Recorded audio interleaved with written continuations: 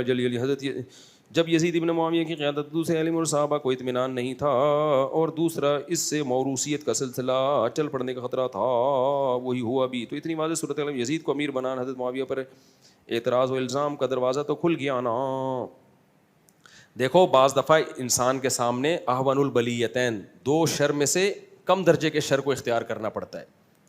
ہم روز مرہ دیکھ رہے ہوتے ہیں، ہمیں پتہ ہوتا ہے کہ یہ شخص حکومت کا اہل نہیں ہے، لیکن اس کے پاس پاور ہے، اگر یعنی اس پہ لوگ جمع ہو سکتے ہیں، اور یہ حکومت کا اہل ہے مگر پاورفل نہیں ہے، اس پہ لوگ جمع نہیں ہو سکیں گے، امت منتشر ہو جائے گی۔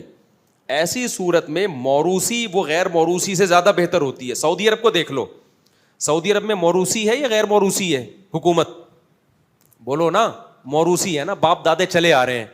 اب وہاں پہ کوئی یہ کہے کہ یہ موروثی حکومت ہے کہ بادشاہ کے بعد اس کا بیٹا بن رہا ہے، میں اس نظام کو نہیں مانتا، تو کیا ہوگا؟ سعودی عرب میں تلواریں چلیں گی اور بغاوت ہوگی، خون خرابہ ہوگا، مکہ مدینہ ہمارے ہاتھ سے نکل جائے گا، یہ نیٹو کی افواج آ جائیں گی، امریکہ تو پہلے ہی سمندروں پہ قبضہ کر چکا ہے وہاں پہ۔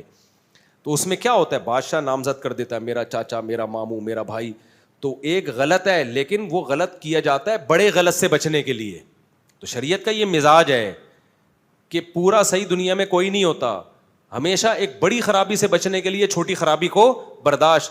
حضرت معاویہ رضی اللہ تعالیٰ عنہ کو یہ معلوم تھا کہ میں اپنے بیٹے کو بنا کے جا رہا ہوں، اس سے موروثیت آئے گی، لیکن عین ممکن ہے ان کے پاس دوسرا آپشن نہ ہو کہ اگر میں نے ایسے ہی چھوڑ دیا الیکشن کروا دو تو اتنا بڑا فتنہ کھڑا ہوگا، لوگ جمع نہیں ہوں گے کسی ایک پہ، اور تلواریں چلیں گی، لڑائیاں ہوں گی۔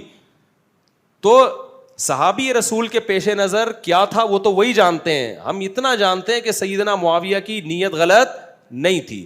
تو بہت ساری چیزیں ہوتی ہیں، بعض دفعہ انسان اپنے بیٹے کو بنا دیتا ہے، اس کو پتا ہے کہ لوگ اس پہ جمع ہو رہے ہیں، اور یہ یا اتنا پاورفل ہے کہ یہ تلوار کی طاقت سے لوگوں کو جمع کر دے گا کسی ایک ٹاسک پہ، یعنی کافر کے خلاف ہم متحد ہو جائیں گے۔ اس کی میں ایک آسان مثال دیتا ہوں، علماء نے یہ لکھا ہے کہ جو جنگی کمانڈر ہوتا ہے نا، آپ کے پاس جنگ میں کمانڈر بنانے کے لیے دو آپشن ہے، ایک کمانڈر ہے پاورفل، جنگیں لڑنا جانتا ہے، اور ایک ہے پاورفل نہیں ہے لیکن نیک بہت ہے، وہ نیک بہت ہے۔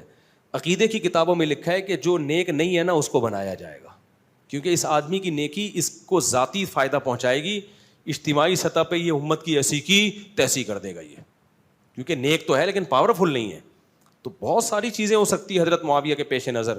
دوسری بات یہ کہ حضرت معاویہ عالم الغیب نہیں تھے۔ یزید پہ جو الزامات لگائے جاتے ہیں، آج ہم دیکھتے ہیں کتنے لوگ اپنے بچوں کی تربیت کرتے ہیں، سب کچھ ہے، بیٹا بعد میں نالائق نکلتا ہے، ان کو تھوڑی پتا تھا۔ میں یزید پہ نہ الزام لگا رہا ہوں نہ اس کو بری کر رہا ہوں، یہ ایک نیا ٹاپک، الگ ٹاپک ہے، لیکن حضرت معاویہ کے بارے میں کوئی یہ ثابت کر کے دکھائے کہ ان کو پتا تھا کہ یزید غلط ہے اور پھر بھی انہوں نے بنا دیا، یہ کوئی ثابت نہیں کر سکتا۔ ہم بعض دفعہ سلیکشن کر کے کسی کو وزیر اعظم بناتے ہیں، بعد میں لوگ خود سارے مل کے اسے برا بھلا کہہ رہے ہوتے ہیں، تو جب لوگوں سے کہا جائے اب تم اسے برا بھلا کیوں کہہ رہے ہو، تو لوگ کیا کہتے ہیں؟ بھائی ہمیں تھوڑی پتا تھا کہ یہ ایسا نکلے گا۔ تو جب ہم سے اجتہادی غلطی ہو سکتی ہے تو سیدنا معاویہ سے اجتہادی غلطی نہیں ہو سکتی کیا؟ تو ان کی نیت پہ شک نہیں کیا جا سکتا، انہوں نے جو کیا امت کی خیر خواہی کو سامنے رکھ کے کیا ہے۔